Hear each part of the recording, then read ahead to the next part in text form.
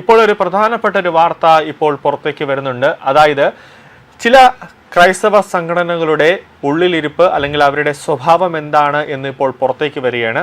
അവർ പുറമേ നല്ല പിള്ള ചമഞ്ഞിട്ട് അടിയിൽ കൂടി അവരുടെ പ്രവർത്തന രീതി എങ്ങനെയാണ് എന്നുള്ള ഒരു അന്വേഷണം ഇപ്പോൾ എൻഫോഴ്സ്മെന്റ് ഡയറക്ടറേറ്റ് തുടങ്ങിയിരിക്കുന്നു. അതായത് ഇന്ത്യയിലെ ചില മാവോയിസ്റ്റ് ആക്രമണ ബാധിത പ്രദേശങ്ങളിൽ നിന്ന് കോടികൾ പിൻവലിക്കാൻ ഒരു ആഗോള ക്രിസ്ത്യൻ മിഷൻ വിദേശ ഡെബിറ്റ് കാർഡുകൾ ഉപയോഗിച്ചു എന്ന വാർത്തയാണ് ഇപ്പോൾ പുറത്തേക്ക് വരുന്നത്.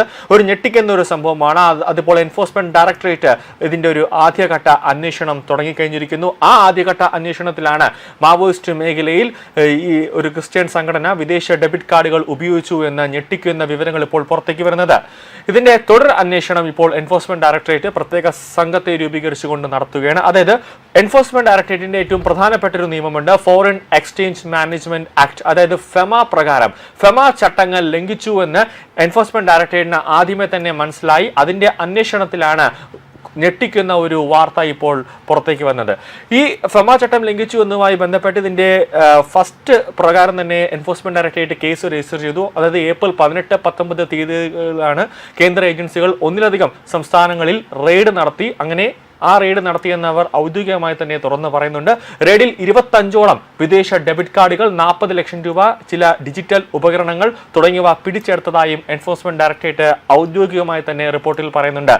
ഇന്ത്യയിലെ തിമോത്തി ഇനിഷ്യേറ്റീവ് എന്നറിയപ്പെടുന്ന ഒരു പ്രസ്ഥാനവുമായി ബന്ധപ്പെട്ട പ്രവർത്തനങ്ങളെയും ആ പ്രസ്ഥാനവുമായി ബന്ധപ്പെട്ട അതിൽ വ്യക്തികളെയും കേന്ദ്രീകരിച്ചാണ് എൻഫോഴ്സ്മെന്റ് ഡയറക്ടറേറ്റ് ഇപ്പോൾ അന്വേഷണം നടത്തുന്നത്. ഈ ട്രസ്റ്റ് എന്ന് പറയുന്നത് എൻഫോഴ്സ്മെന്റ് ഡയറക്ടറേറ്റിന്റെ ഒരു ഫെമ ചട്ടവുമായി ബന്ധപ്പെട്ട് യാതൊരു തര രജിസ്ട്രേഷനും ചെയ്തിട്ടില്ലാത്തൊരു സംഘടനയാണ് എന്ന് എൻഫോഴ്സ്മെന്റ് ഡയറക്ടറേറ്റ് പറയാണ്. അതായത് US-ലെ ട്രൂയിസ്റ്റ് ബാങ്കുമായി ബന്ധപ്പെട്ട് ഡെബിറ്റ് കാർഡുകൾ ഇന്ത്യയിലേക്ക് കൊണ്ടുവന്ന് രാജ്യത്തുടനീളമുള്ള ATMകളിൽ നിന്ന് പല തവണ ആവർത്തിച്ച് ഇവർ പണവുമായി ബന്ധപ്പെട്ട ട്രാൻസാക്ഷനുകൾ നടത്തിയിട്ടുണ്ട് എന്ന് ഞെട്ടിക്കുന്ന ഒരു വിവരമാണ് എൻഫോഴ്സ്മെന്റ് ഡയറക്ടറേറ്റിന്റെ കയ്യിലേക്ക് ഇപ്പോൾ എത്തിയിരിക്കുന്നത്. കൂടാതെ ദംധാരി ജില്ലയും അതോടൊപ്പം തന്നെ ഛത്തീസ്ഗഡിലെ ബസ്താർ മേഖലയും ഉൾപ്പെടെ ഇടതുപക്ഷ തീവ്രവാദ ബാധിത പ്രദേശങ്ങളിൽ കഴിഞ്ഞ കുറച്ച് വർഷങ്ങളായി ഈ കാർഡുകൾ ഉപയോഗിച്ച് 6.5 കോടി രൂപയും അതോടൊപ്പം തന്നെ സംശയാസ്പദമായ രീതിയിൽ പണം പിൻവലിക്കലും പണം കൈമാറലുകളും നടന്നിട്ടുണ്ട് എന്ന് എൻഫോഴ്സ്മെന്റ് ഡയറക്ടറേറ്റ് കണ്ടെത്തിയിരിക്കുകയാണ്. പിൻവലിച്ച പണം പിന്നീട് FCRൽ, അതായത് രജിസ്റ്റർ ചെയ്തിട്ടില്ലാത്ത ഒരു സംഘടനയിലേക്ക് പണം ചെലവഴിച്ചു എന്ന് എൻഫോഴ്സ്മെന്റ് ഡയറക്ടറേറ്റ് പറയുന്നു. ഈ US-ൽ നിന്നടക്കം വരുന്ന അനധികൃതമായ പണം മാവോയിസ്റ്റ് മേഖലയിലെ ഡെബിറ്റ് കാർഡ് ഉപയോഗിച്ചുകൊണ്ട് ട്രാൻസാക്ഷൻ നടത്തുകയും ഈ പണം ഫെമ ചട്ടവുമായി ബന്ധപ്പെട്ട് രജിസ്റ്റർ ചെയ്തിട്ടില്ലാത്ത സംഘടന വഴി ഈ പണം അനുവാദമില്ലാത്ത രീതിയിൽ സംശയാസ്പദമായ രീതിയിലേക്ക് ഈ പണം ചെലവഴിക്കുന്നു എന്നതാണ് ഇപ്പോൾ എൻഫോഴ്സ്മെന്റ് ഡയറക്ടറേറ്റ് പറയുന്നത്. അതായത് ഈ പണം ഏതെങ്കിലും തരത്തിൽ രാജ്യദ്രോഹ പ്രവർത്തനത്തിന് പോയിട്ടുണ്ടാകാം എന്നൊരു സംശയം എൻഫോഴ്സ്മെന്റ് ഡയറക്ടറേറ്റ് ഇപ്പോൾ ഉന്നയിക്കുന്നുണ്ട്. കൂടാതെ TTIയുടെ വെബ്സൈറ്റ്, അതായത് അവരുടെ വെബ് പോർട്ടൽ ഇപ്പോൾ നിലവിൽ തടഞ്ഞിരിക്കുകയാണ്. വെബ് പോർട്ടലിൽ കയറി കഴിഞ്ഞാൽ ഇതിലിപ്പോൾ ആക്സസ് ഇല്ല എന്ന് തന്നെയാണ് കാണിക്കുന്നത്. ED പുറപ്പെടുവിച്ച ലുക്കൌട്ട് സർക്കുലറിൽ LOC പ്രകാരം ബംഗളൂർ അന്താരാഷ്ട്ര വിമാനത്താവളത്തിൽ അടുത്തിടെ എത്തിയ ഒരു അമേരിക്കക്കാരനായ മൈക്ക് മാർക്ക് എന്ന വ്യക്തിയെ ബ്യൂറോ ഓഫ് ഇമിഗ്രേഷൻ ഉദ്യോഗസ്ഥർ തടഞ്ഞതായും റിപ്പോർട്ടുകളുണ്ട്. ഇയാളുടെ കൈവശം 24 ഡെബിറ്റ് കാർഡുകളാണ് ഇമിഗ്രേഷൻ ഉദ്യോഗസ്ഥർ കണ്ടെത്തിയത്. എൻഫോഴ്സ്മെന്റ് ഡയറക്ടറേറ്റ് പുറത്തിറക്കിയ ലുക്കൌട്ട് നോട്ടീസ് പ്രകാരമാണ് ഇമിഗ്രേഷൻ ഉദ്യോഗസ്ഥർ ഈ മൈക്ക് എന്ന വ്യക്തിയെ തടഞ്ഞു നിർത്തി പരിശോധിച്ചത്. അതിൽ നിന്നാണ് 24 ഡെബിറ്റ് കാർഡുകൾ, അത് ഫോറിൻ ഡെബിറ്റ് കാർഡുകൾ കണ്ടെത്തിയത്.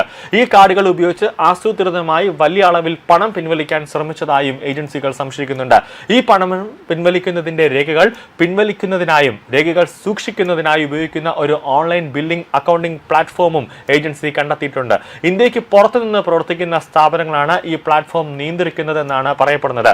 2025 നവംബർ മുതൽ 2026 ഏപ്രിൽ വരെ ഏകദേശം 95 കോടി രൂപ ഇന്ത്യയിലേക്ക് ഒഴുകിയതായി ED പറയുന്നുണ്ട്. ഇതെങ്ങനെയാണ് നടക്കുന്നതെന്ന് പറഞ്ഞു കഴിഞ്ഞാൽ വിദേശത്ത് നിന്ന് ഇന്ത്യയിലേക്ക് വരുന്ന വ്യക്തികൾ വഴിയാണ് ഡെബിറ്റ് കാർഡുകൾ രാജ്യത്തേക്ക് എത്തിക്കുന്നത്. ഈ കാർഡുകൾ ഉപയോഗിച്ച് ATMകളിൽ നിന്ന് ചെറിയ തുകകളായി ആസൂത്രിതമായി പണം പിൻവലിക്കുകയാണ് ചെയ്യുന്നത്. പണം പിൻവലിക്കുന്നതിന്റെയും അതോടൊപ്പം തന്നെ വിനിയോഗിക്കുന്നതിന്റെയും കണക്കുകൾ സൂക്ഷിക്കാൻ വിദേശത്ത് നിന്ന് നിയന്ത്രിക്കുന്ന ഒരു ഓൺലൈൻ അക്കൗണ്ടിംഗ് പ്ലാറ്റ്ഫോം ഉപയോഗിച്ചതായും കണ്ടെത്തിയിട്ടുണ്ട്. അതുകൊണ്ട് തന്നെയാണ് ഈ FCR ആക്ട് പ്രകാരം ഒരു മാറ്റം കേന്ദ്ര സർക്കാർ കൊണ്ടുവന്നപ്പോൾ തന്നെ ഈ ക്രൈസ്തവ മിഷണറിമാർ ഒന്നടക്കം തന്നെ ഇതിലേക്ക് ഒരു പ്രതിഷേധം രേഖപ്പെടുത്തിയത്.